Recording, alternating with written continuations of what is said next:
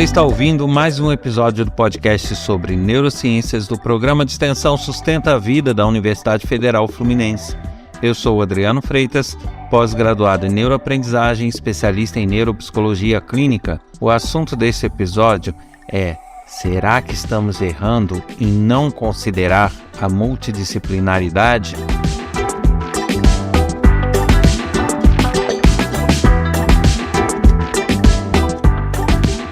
Como já é hábito, todo mundo sabe, fica aqui o meu convite a maratonar esse podcast desde o seu início, os episódios iniciais até os atuais, né? Principalmente aqueles que chegaram agora, para que se interem de todos os assuntos já ditos e que não serão repetidos. Então fica aqui esse convite também para visitarem o meu site www.adrianofreitas.com, onde tem informações sobre projetos que eu desenvolvo e link para canais com trechos de aula, palestras e vários outros materiais sobre as neurociências. E por fim, convidar todos a participarem desse podcast, enviando mensagem para podcast@sustenta-vida.com ou então mensagem de WhatsApp para o código 22 99 222 1003.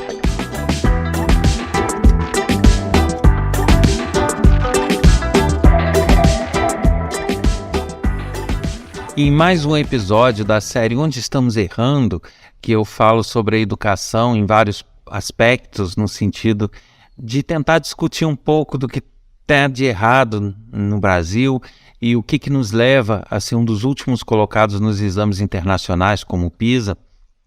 Eu trago agora um último episódio dessa sequência. Na verdade, a gente vai retomar esse assunto, trazendo outras discussões, mas para que também eu não trato só de educação e possa variar o conteúdo do podcast, a gente vai encerrar essa pequena série por aqui e a partir do próximo episódio, novos assuntos. Posteriormente, eu retomo essa temática sobre a educação e sobre o que estamos errando. Nesse episódio, que é o último dessa primeira parte da série, eu discuto justamente a questão da multidisciplinaridade. Não tem como eu falar isso de uma forma totalmente científica, né? Sem dúvida que aí vão entrar visões pessoais minhas e até opiniões, mas eu acho que é o sensato a se avaliar, que é o seguinte: nós temos ótimos pedagogos, nós temos estudos de pedagogia fantásticos, teorias fantásticas, mas eu cheguei já a comentar isso em outros episódios, a gente precisa reconhecer que na área acadêmica e na área pedagógica, principalmente, os estudos eles são muito teóricos. Isso significa que Piaget e outros estudiosos do assunto, até o próprio Paulo Freire, são estudiosos teóricos. Eles desenvolvem teorias com base em estudos que eles fazem, desenvolveram teorias e com base nisso avaliaram estatisticamente os resultados e tudo. Isso significa que são inválidos de forma alguma. Existem estudos fantásticos, maravilhosos e indicações primorosas. Porém, a gente não pode deixar de lado o fato de que a tecnologia está evoluindo. A gente não pode deixar de lado o fato de que a ciência está caminhando a passos largos em certas áreas. E justamente lá na época do Piaget, dele desenvolver as teorias dele, as pesquisas, como eu falei, eram muito teóricas e não havia uma questão laboratorial, uma questão comportamental que você pudesse fazer um exame de campo de fato para detectar a nossa neurobiologia, a nossa neuroquímica, como nossos neurônios, nosso cérebro funciona, para daí adaptar essas teorias a esses estudos. Então ele não dispunha dessas ferramentas, o que não significa que os estudos são inválidos. Apenas significa que hoje nós temos mais condições de adequar os conhecimentos que nós temos em termos pedagógicos aos estudos científicos que existem ligados à cognição humana. E aí, quando eu questiono, será que estamos errando na multidisciplinaridade, na aplicação dessa multidisciplinaridade, é justamente nesse sentido. Será que a nossa estrutura educacional e a nossa estrutura pedagógica está permitindo que outras áreas contribuam? porque é muito fácil, é muito bonito, eu vejo aí falar, não, os professores fizeram capacitação em neurociências, os pedagogos fizeram essa capacitação, ok, isso está ocorrendo, né? Inclusive, eu mesmo já fiz várias capacitações para profissionais de educação da região onde eu atuo, porém, e a estrutura educacional tem se adaptado a isso? De que adianta eu ter uma capacitação para profissionais de educação lá na ponta, se esses profissionais de educação não têm autonomia, muitas vezes, dentro das secretarias e dentro das estruturas educacionais montadas, para mudar o dia a dia das crianças ou tornar os métodos mais eficazes com o uso disso que se aprende nas neurociências, por exemplo. Não adianta. Então, você pode fazer quantos cursos de capacitação quiser para educadores, e eles podem participar com ênfase, com interesse de todos, que se isso não for aplicado numa estrutura educacional, você acaba morrendo na praia, você acaba ficando no mesmo. Então, quando eu questiono a multidisciplinaridade, é isso. Será que a estrutura educacional como um todo, os gestores educacionais, os gestores de educação de secretarias, estão permitindo que esses estudos sejam de fato integrados e aplicados no dia a dia? Como eu falei, eu não estou querendo invalidar uma coisa ou outra de forma alguma, estou querendo dizer que são estudos que podem agregar e dar maior performance. Então, se um teórico de educação ele não tinha como fazer uma pesquisa laboratorial e hoje se tem, significa que a gente tem que abandonar os estudos anteriores? Não. Significa que a gente precisa pegar esses estudos anteriores, essas metodologias anteriores e apenas readequá-las dentro dos moldes científicos que a gente tem hoje. E isso é que eu não vejo no nosso país. Tanto não vejo que, se fosse assim, questões práticas do dia a dia já tinham sido cuidadas. Por exemplo, horários de aula, que todo neurocientista é unânime em dizer que estão errados, estão errados no sentido de não promover para o aluno a possibilidade de ter uma maior eficiência. Então, os horários não são adequados. A forma, a metodologia empregada na grade curricular, de que maneira ela está dividida, ou como ela é fragmentada no dia a dia, também não é da melhor forma. Então você tem vários poréns que são estruturais e que, por mais que você capacite um profissional de educação na ponta e ele saiba como a coisa funciona, se ele não tem autonomia para pôr isso em prática, o trabalho se perde. E aí é que eu questiono, será que o Brasil não está ficando para trás aí? Eu posso dizer que isso é uma questão estrutural, de quem toma decisões, de quem está com a caneta. Sim, porque às vezes as ordens e as estruturas vêm definidas de cima, para os profissionais de educação apenas cumprirem. Mas, por outro lado também, eu percebo uma certa zona de conforto, onde se tem o que é pedagógico, o que se estuda na pedagogia como verdade absoluta e que nada mais contribui. E que, quando contribui, é muito sutilmente, muito superficialmente. Como eu falo, às vezes uma capacitação de professor, onde ele vai ser capaz de aplicar pouca coisa perto do que se precisaria. Então, esse questionamento é que eu sempre faço. Tá? Além de tudo que eu já trouxe de questionamento e de outros que eu ainda vou trazer em outras ocasiões, mas até que ponto a nossa estrutura educacional está aberta a isso? Então eu percebo que administrativamente não está, e eu percebo que parte dos próprios profissionais de educação e pedagogos uma barreira. Tá? Para eles é muito incômodo ter alguém de outra área opinando na área que teoricamente é deles. Só que, na verdade, a intenção é somar. Então, essa visão de que esses conhecimentos científicos que viriam de fora estariam ali para dar a eles mais ferramentas ainda de trabalho, essa consciência eu ainda não percebo de uma forma tão intensa. E esse movimento de mudança da educação para se adequar a essas novas realidades de conhecimento, esses novos estudos, anda a passos de tartaruga. Então, eu acho assim, temos leis de inclusão fantásticas no nosso país, temos leis de acessibilidade fantásticas, porém, será que elas são feitas e executadas da melhor forma possível? Será que os pedagogos e os educadores estão preparados para essa inclusão? Estão instruídos? Será que a estrutura educacional permite uma inclusão tranquila e com eficiência? Porque incluir é muito fácil. Eu chego lá, jogo os alunos que precisam ser incluídos na sala e o professor que se dane. Que, aliás, é o que eu vejo em vários lugares. Só que, sabe, e o trabalho que pode ser feito ali? E a eficiência que pode ser obtida ali? Isso está sendo visto de forma adequada ou está sendo visto de forma superficial? É isso que eu questiono, né? E aí, uma outra coisa que eu preciso, que eu falo aqui, que é um ponto de vista meu, eu acho assim, muitas coisas são vistas do ponto de vista filosófico quase. Ah, é bonito isso. Ah, porque é um acolhimento isso. Ah, porque se faz daquela forma, faz daquela...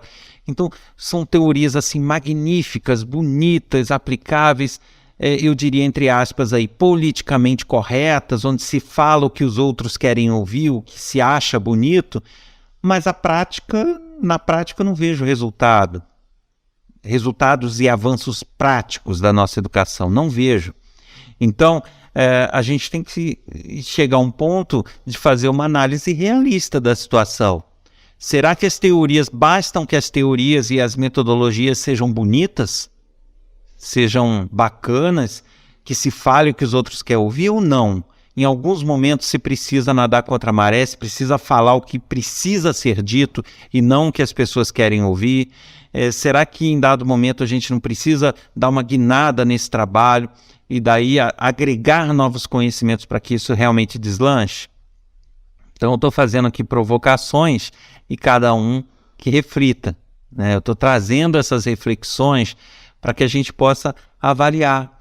Então será que um elemento a mais que o nosso país está errando não é nisso? Em barreirar e fazer quase que uma cúpula ali onde se isola a educação de forma que ela não receba contribuições de outras áreas, né? Ou essas contribuições sejam muito superficiais. Então, será que esse não é um dos nossos erros também?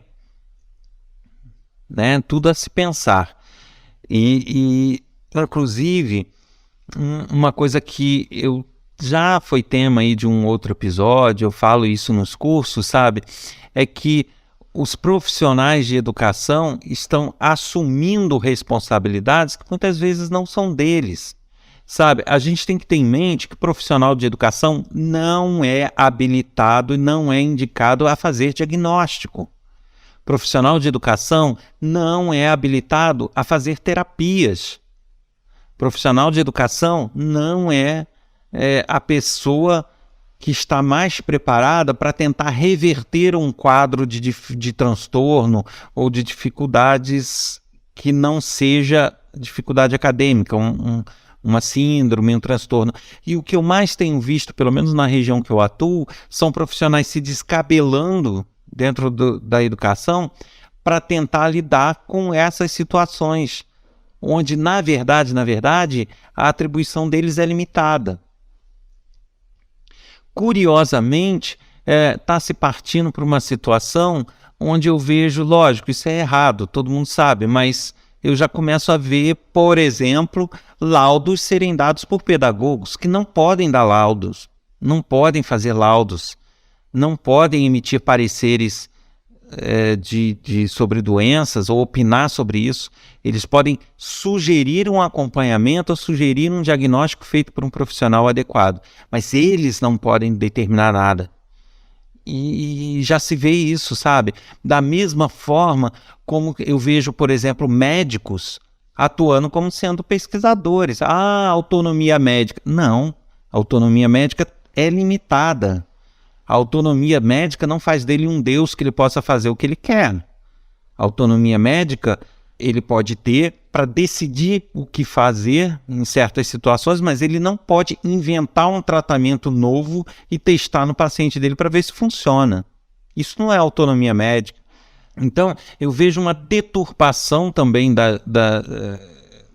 dos cargos e das atribuições de cada um, onde acaba um invadindo a competência de outro. E aí tudo fica muito confuso. É o caso da educação, né? Eu vejo profissionais de educação invadindo competências que não são deles. É claro, eu devo reconhecer que algumas secretarias de educação que eu tenho contato avançaram nesse ponto, possuem profissionais de psicologia, de terapias, que orientam esses professores. Maravilha, é por aí. Mas eu já vi muitos casos em que, mesmo havendo esses profissionais de psicologia, acabam sobrando para os profissionais de educação, para os professores e pedagogos, atribuições que não são deles. Ou não são totalmente deles, que eles deveriam fazer de forma multidisciplinar junto com outros profissionais. E eu vejo só nas costas deles. Então, acho que a gente tem muito a pensar sobre isso. Eu penso que estamos, sim, num caminho um pouco equivocado nesse sentido. Eu acho que a educação não pode ser uma ilha, não podemos ter profissionais de educação e secretarias isoladas, onde uma caneta determina o destino e as metodologias a serem empregadas. Eu acho que não é por aí. Eu acho que deveriam existir conselhos, esses conselhos deveriam ouvir e ter integrantes de outras áreas que possam colaborar, neurociências aplicadas à educação, neurociências cognitivas, outros tipos de pesquisadores que possam, de fato, dar um embasamento científico àquilo que até então é muito teórico. E aí sim, acho que todos lutando juntos e todos discutindo junto e produzindo juntos, certamente temos muito a somar e temos muito a melhorar na educação. Esse é mais um ponto que eu acho que devemos parar, pensar, refletir, e eu penso que a mudança dificilmente virá numa canetada. Eu costumo falar isso nas aulas, porque as pessoas perguntam, mas como é que a gente muda isso? O que precisa mudar? Só que, ao mesmo tempo que as pessoas querem mudar, ficam todos esperando que de um dia para o outro surja uma lei nova, uma canetada nova que mude tudo e fique tudo bem. Isso não vai acontecer. Para que haja uma canetada que mude drasticamente assim, a educação, eu acho muito difícil, porque as pessoas não querem arriscar, as pessoas estão numa zona de conforto. Existem N fatores aí que envolvem e seria uma mudança muito drástica, estrutural. Eu acho que não se começa uma mudança na base da caneta, não nessa proporção. Eu acho que isso tem que vir no dia a dia. Os profissionais têm que estar cientes das suas atribuições, até onde eles podem ir, até onde eles não, a partir de que ponto eles não têm mais como atuar.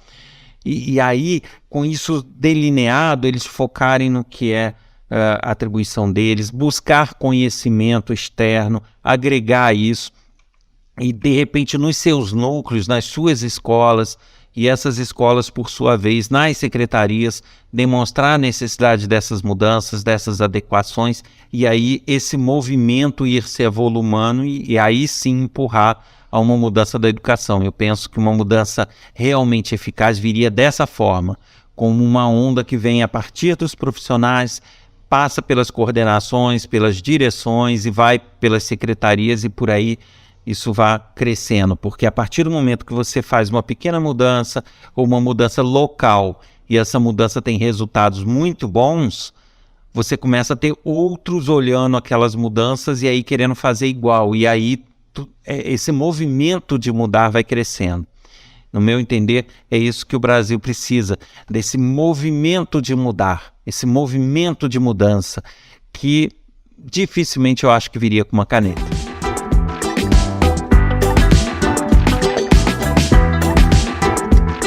Você ouviu mais um episódio do podcast sobre neurociências do programa de extensão Sustenta a Vida da Universidade Federal Fluminense. Meu nome é Adriano Freitas, pós-graduado em neuroaprendizagem, especialista em neuropsicologia clínica. Escreva pra gente no e-mail podcast@sustenta-vida.com ou pelo WhatsApp código 2299-222-1003 e dê suas opiniões, faça suas críticas, elogios, deixe suas perguntas. Eu aguardo vocês aqui no próximo episódio semana que vem. Até lá!